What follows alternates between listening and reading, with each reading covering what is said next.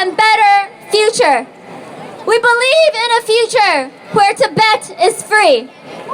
We believe in a future where East Turkestan is free. We believe in a future where Hong Kong has no police brutality. And we believe in a future where freedom rings in Taiwan. Keep Taiwan free! Keep Taiwan free! Keep Taiwan free! Keep Taiwan free! This past summer, we saw in the news pro-democracy demonstrations in Hong Kong. Our next speaker was there in Hong Kong during these demonstrations, and he is part of a youth activist group, Demosisto, and is currently based in Washington, D.C. Please give Jeffrey a warm round of applause where he will share some remarks for the Hong Kong community.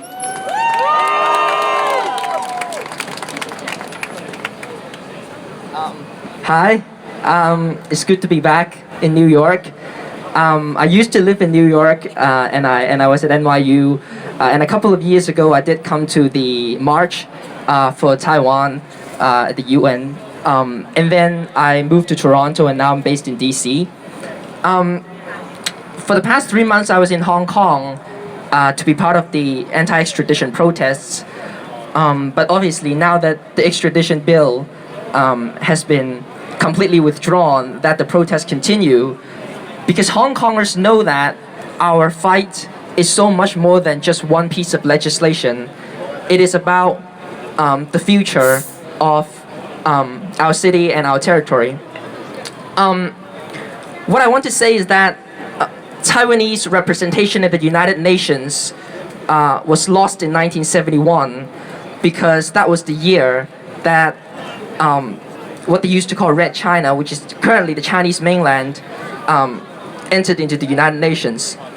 What is probably lesser known outside of Hong Kong is that the same incident resulted in another episode in early 1972, which was the removal of Hong Kong and Macau from the UN list of non-self-governing territories, and as a result, Hong Kong and Macau, as former colonies of the British and Portuguese empires, lost the right of self-determination.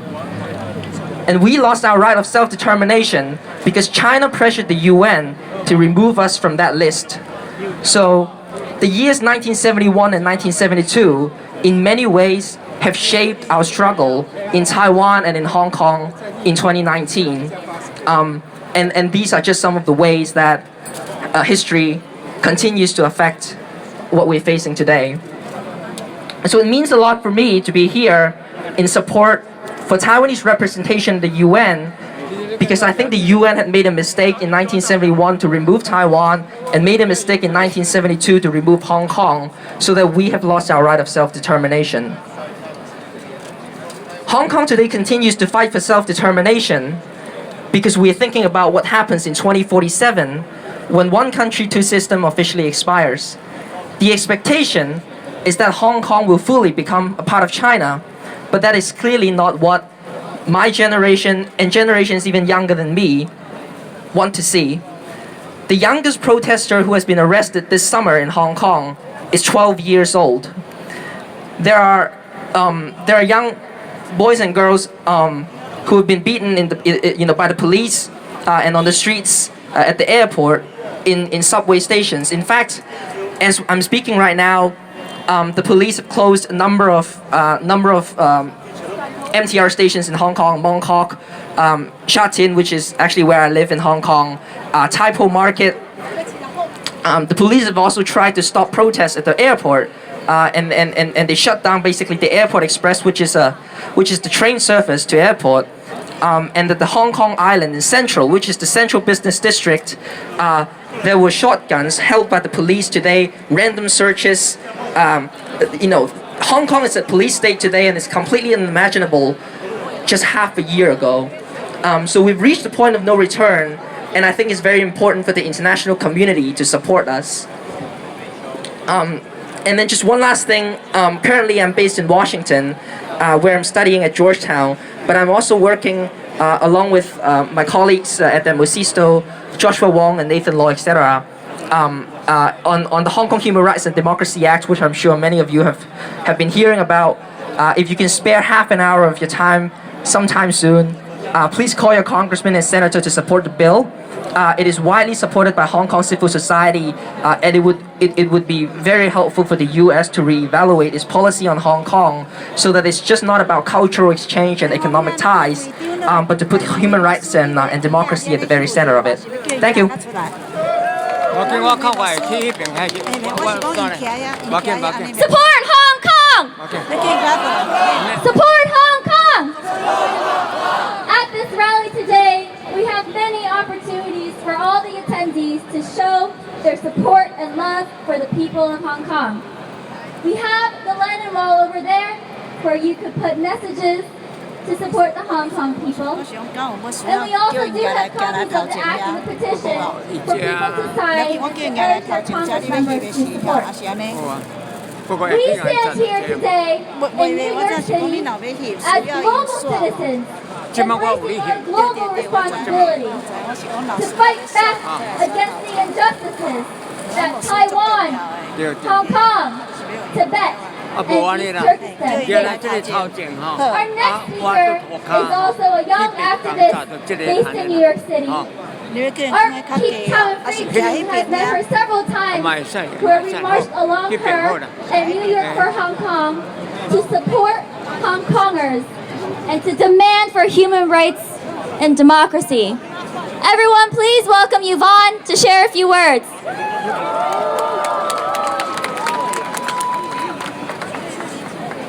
Hi everyone. I first want to thank Keep Taiwan Free for inviting me as one of their speakers, and I feel really honored to be here. Let me just introduce myself a little bit. My name is Yvonne. I was born in US, and I was raised in Hong Kong, and also have a Taiwanese mom. Because of my little slightly complicated background, I already know the differences between Taiwan and China since I was a kid. And of course, Taiwan and Hong Kong has this very special linkage deep inside my heart. In the past 3 months, Hong Kong has experienced a lot of tragic, and I decided to spend a week in Hong Kong to witness everything with my own eyes. In the past week, I've seen a lot of tiny little things media didn't get a chance to cover. I've seen a teenager in his age of 15 was fully geared up while he was chatting with his friend. When I pay a little attention to his gears and outfit, every scratch on his helmet and armor tells a story about what he had experienced, including a halfly ripped backpack that he was still using. I've seen a stranger cover me with an umbrella when I was changing to a different t-shirt on the street.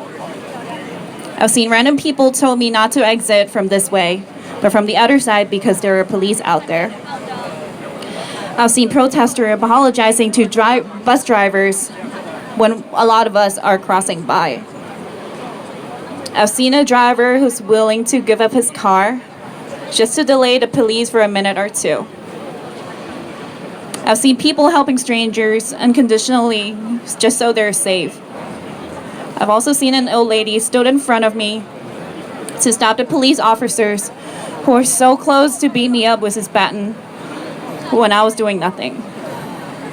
I've seen a frontliner comforting me when he told me 3 of his friends was in an ICU and one of them is in coma. With an attitude like, I can treat you to dinner if you're tight, no problem, he said. You don't have to be upset. It is actually better for us to stay in ICU instead of those teenagers. They have a long way to go. All of these examples made me really proud to be a Hong Kongers. And I hope all the mankind are made by kind men and women, so our 5 demands can be met and no one will be hurt again. Nowadays, Hong Kong and Taiwan are facing the same enemy, PRC. What PRC is trying to do right now is not really using nationalistic propaganda to attack Taiwan and Hong Kong, because we all know that's not going to work. But what they're doing is the market. And they're using their economy expansion and soft power to control us, and it's working. If you remember, a few months ago, there were a couple bubble tea companies that originated based in Taiwan. made a statement to condemn Hong Kong protesters. But from what stand they're making that statement? Are they really speaking from a Taiwanese perspective? Not really, right? They made that statement because they need the Chinese market and investors. A lot of people think economy and politics are not the same, and normal people shouldn't be touching or getting close to politics. But from what we saw and experienced in Hong Kong, it's impossible for both of them to be separated. 1 to 2 decades ago, the exact same situation was happening in Hong Kong. At first, we were really delighted to see a huge amount of money, investors are coming in from China. We did see an economic bloom at the very beginning. But what happened afterwards was the Chinese government is penetrating Hong Kong's major economy in every single aspect. Our mass media is controlled by Chinese investors, so when they report the news about the protests, it's totally biased. And you can never deliver the truth